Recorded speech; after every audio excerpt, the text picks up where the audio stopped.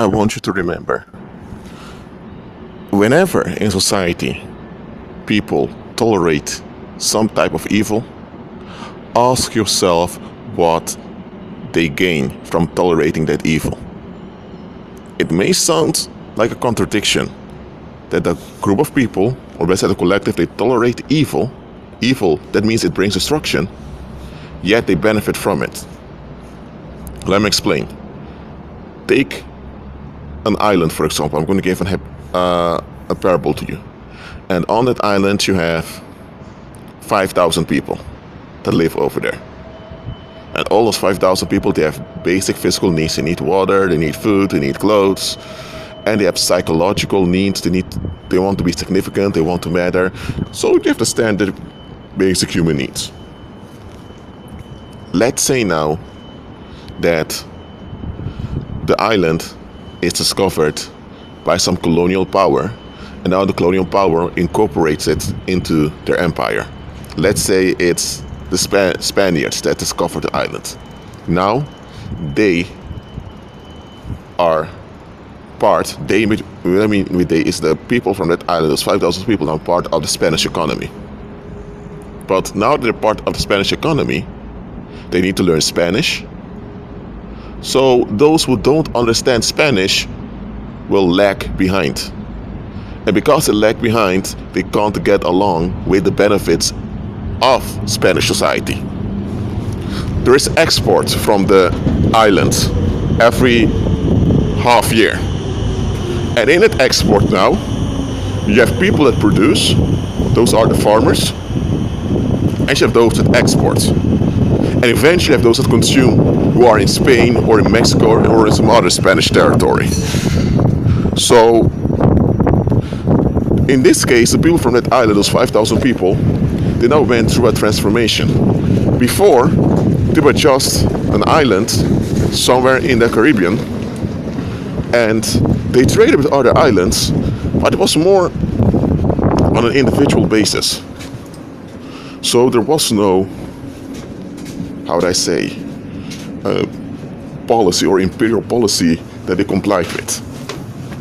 No, because they're now part of the Spanish economy, things are divided.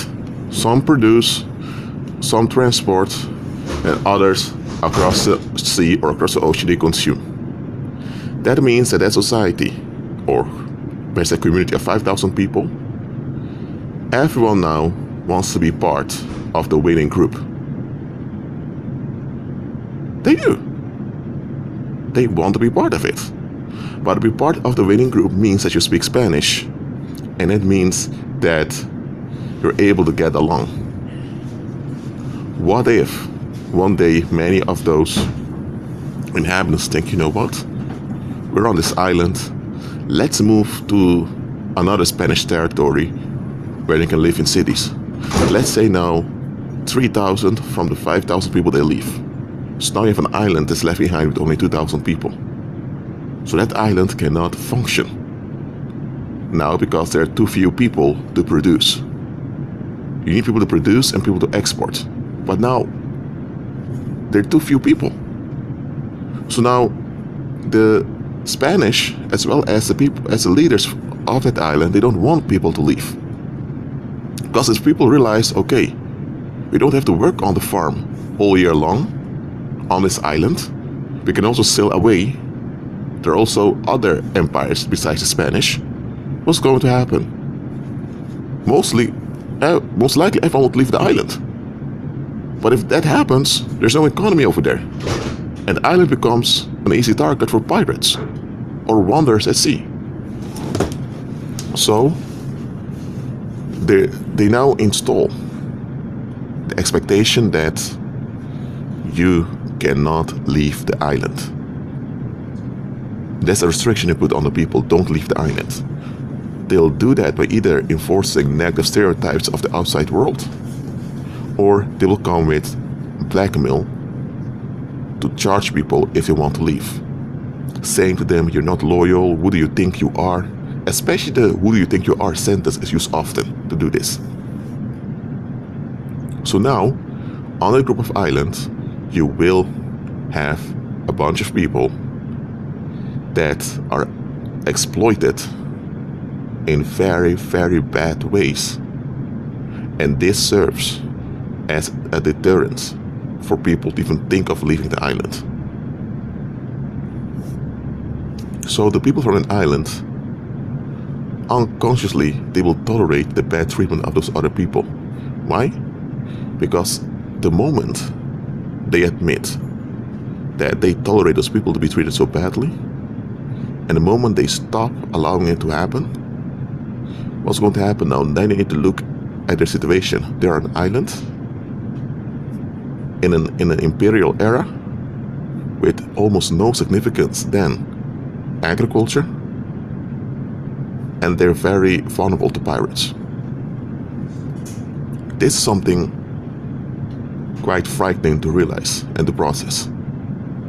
And for them to counter that, it means that they need to give birth to more children, they need to increase their population size, they may need to learn more languages, so effort needs to be made collectively as well as individually to improve the situation.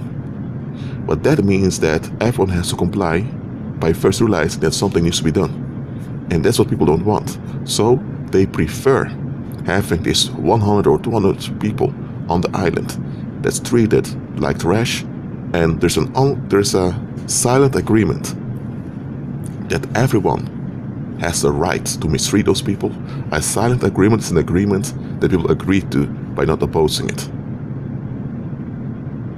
So they prefer having that evil on the island of those people being mistreated and abused beyond measure than for them to realize what their condition is and what needs to be done.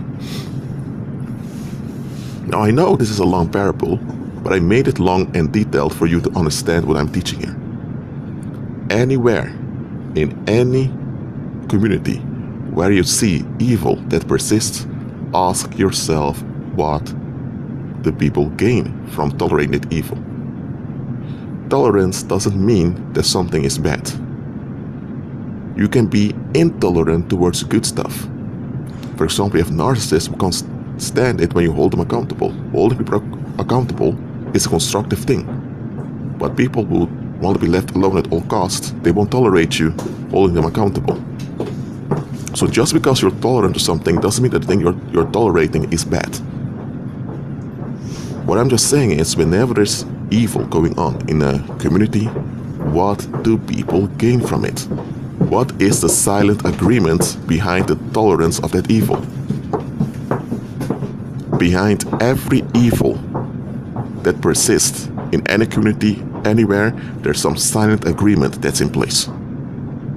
If you move from the United States to Mexico, or you move to New Zealand, or wherever you move to, doesn't matter what type of society it is, just realize that there are silent agreements that are in place over there. Maybe you arrive in,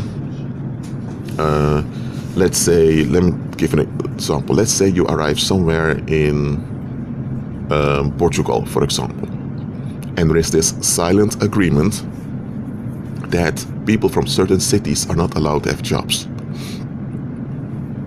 There's a stigma on people from certain Portuguese cities that are considered bad people or low quality people. Now, you did not grow up. You didn't grow up in Portugal, in Portuguese society. So you're not aware of this silent agreement in Portuguese society that people from certain Portuguese cities are considered low quality people.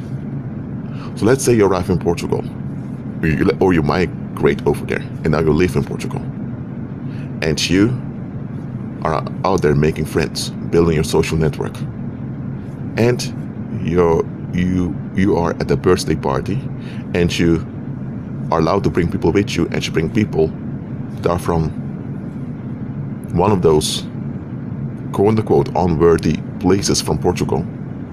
What thing is going to happen? You bring such an individual at the party, everyone is going to be shocked, the whole atmosphere of the party is ruined, and then people are going to punish you. They're going to take out vengeance on you for ruining the party. And you think, hold on a minute, how come people say I ruined the party? I was allowed to bring 2 people with me. I've brought 2 people with me. Those people are not criminals. They don't have a record. They're just regular people I've met who are on good terms with me. But there's the thing. There's this silent agreement over there in Portugal that people from those places are not meant to be accepted. Why? Because Portuguese society depends on those people being treated as trash. The significance of being part of Portuguese society needs to have people that lose. So without losers, nobody will feel like a winner. And if there's no adherence to winning, there is no Portuguese society. So the functioning and survival of that society depends on the sacrifice of the well-being of those people. Now, that's a silent agreement that every Portuguese individual that grew up over there recognizes. They know it's wrong, they know it shouldn't happen, but that's what they depend on. And everyone wants to get along without any conflict, so people get along with it. Now you were not aware of it, but even if you're not aware of it, people will still blame you, because that's how it goes to society. So always ask yourself, what is the silent agreement that people agree to? Don't enter a place talking, enter a place listening and observing. So you won't trespass people's expectations unaware. Now, I'm not saying you should honor nor value their expectations if they are against Christ, but just realize that you can de-escalate situations by knowing what the silent agreements are. I'm not saying to agree with them, I'm not saying to condone them, but be wise as a serpent. That's it for now. Agree with Christ and be at peace.